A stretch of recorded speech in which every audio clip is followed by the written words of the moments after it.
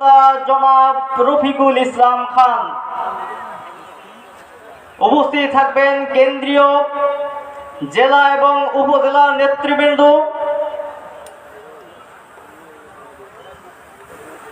সংগ্রামী তাওহীদে জনতা, প্রিয় শ্যামনগরবাসী, আসসালামু আলাইকুম ওয়া রাহমাতুল্লাহ।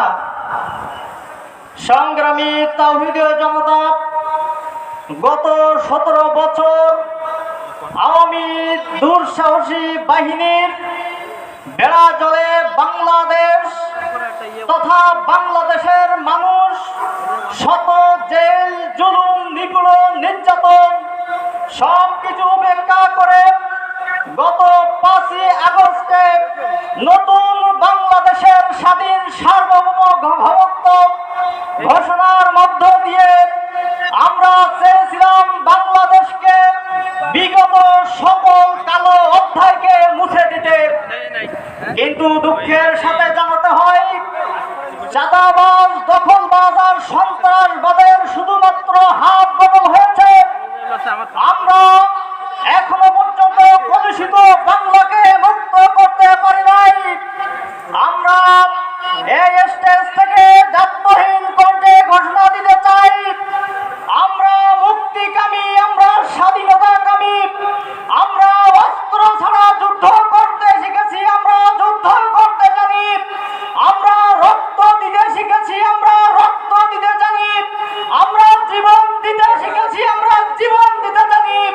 আমরা ন্যায়ের পক্ষে দাঁড়িয়ে অন্যায়ের বিরুদ্ধে যে, মাজলুমের পাশে দাঁড়িয়ে জুলুমের বিরুদ্ধে যে, জালিমের ক্ষমতার দুর্লভ বিচ্ছিন্ন করতে জানি। সংগ্রামী তাওহীদে জনতা, বিগত সময়ের মতো এখনো পর্যন্ত স্বাধীনতা বিরোধী ধর্ম ব্যবসায়ীর গীত গাওয়া শুরু হয়েছে। আমরা তাদেরকে বলতে চাই, তোমরা বলেছ তোমরা কোরআনে ইসলামী রাজনীতি খুঁজে পাও না, তোমরা ইসলামী শরিয়ায় বিশ্বাস করো না। যারা কোরআন বোঝে না, যারা ইসলামী শরিয়া বিশ্বাস করে না, তারা ইসলাম দেশ এবং জাতির চূড়ান্ত দুশমন। বাংলাদেশ জামাত ইসলামীর একজন কর্মী যদি বেঁচে থাকে, তোমাদেরকে বাংলার জমিনের 1 ইঞ্চি জমিন ছেড়ে দেবে না।